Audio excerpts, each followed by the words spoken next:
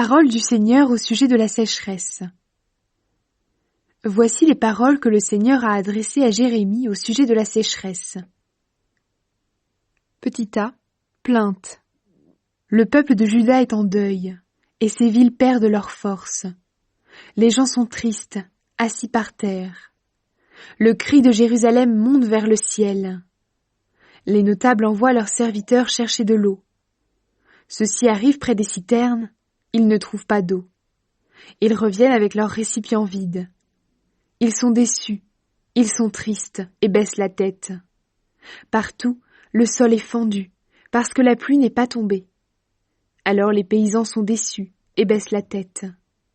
Il n'y a plus d'herbe. Même la biche dans les champs abandonne le petit qu'elle vient de mettre au monde. Les ânes sauvages s'arrêtent sur les collines sans arbres. Ils reniflent l'air comme des chacals.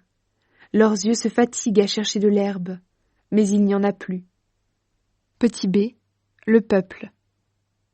Si nos fautes nous accusent, fais quelque chose, Seigneur, à cause de ton nom. Oui, nous t'avons souvent trahi, nous sommes coupables envers toi. Seigneur, Israël met son espoir en toi. Tu l'as sauvé au moment du malheur. Et maintenant, tu es comme un étranger dans ce pays, comme un voyageur de passage pour une seule nuit. Pourquoi?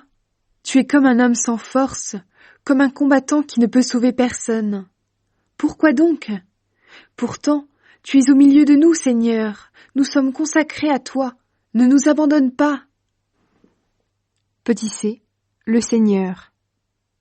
Voici ce que le Seigneur dit pour ce peuple. Oui, ces gens-là aiment courir un peu partout, selon leur envie. Mais cela ne plaît pas au Seigneur.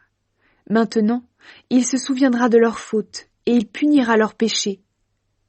Le Seigneur m'a dit, « Ne me demande rien pour le bonheur de ce peuple. Même s'ils jeûnent, je n'écouterai pas leurs prières. Même s'ils m'apportent des sacrifices et des offrandes, je ne les accepterai pas. Mais je vais les faire mourir par la guerre, la famine et la peste. » Petit d, Jérémie. J'ai répondu, « Hélas, Seigneur Dieu, les prophètes disent au peuple, « Vous ne connaîtrez ni la guerre ni la famine, mais Dieu vous donnera une paix véritable ici. » Petit e, le Seigneur. Le Seigneur m'a répondu, « Ces prophètes disent qu'ils parlent de ma part. C'est un mensonge. Je ne les ai pas envoyés, je ne leur ai rien commandé, je ne leur ai pas parlé. Leurs visions sont des mensonges, ce qu'ils annoncent ne vaut rien, ils l'inventent eux-mêmes. C'est pourquoi, voici ce que moi, le Seigneur, je dis contre ces prophètes. Ces hommes-là disent qu'ils parlent de ma part, mais je ne les ai pas envoyés. Ils racontent qu'il n'y aura dans ce pays ni guerre ni famine. Or, c'est par la guerre et la famine qu'ils disparaîtront tous. La famine et la guerre tueront les gens à qui ils ont annoncé ces choses. Leurs corps seront jetés dans les rues de Jérusalem, et il n'y aura personne pour les enterrer, eux et leurs femmes, leurs fils et leurs filles. Je ferai retomber sur eux le mal qu'ils ont commis. 4 malheurs vont frapper le peuple de Juda. Petit a, plainte. Voici ce que tu leur diras. Si seulement mes yeux débordaient de larmes, sans arrêt, de jour et de nuit. Oui, une véritable catastrophe a frappé mon pauvre peuple. Sa blessure ne peut vraiment pas guérir. Quand je sors dans les champs, je ne vois que des gens tués par la guerre. Quand je rentre en ville, je ne vois que des gens qui souffrent de la faim. Les prophètes, les prêtres circulent à travers le pays. Ils ne comprennent pas. Petit b, le peuple. Seigneur, est-ce que tu as vraiment rejeté Juda? Est-ce que Sion te dégoûte? Tu nous frappes et aucune guérison n'est possible.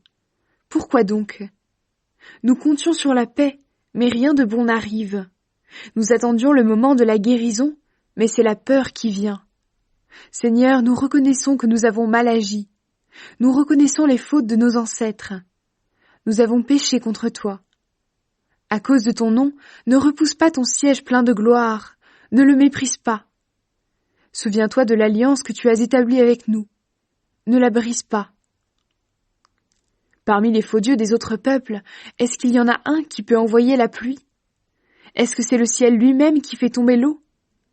Est-ce que ce n'est pas toi, Seigneur? Notre Dieu, nous mettons donc notre espoir en toi. Oui, c'est toi qui fais toutes ces choses.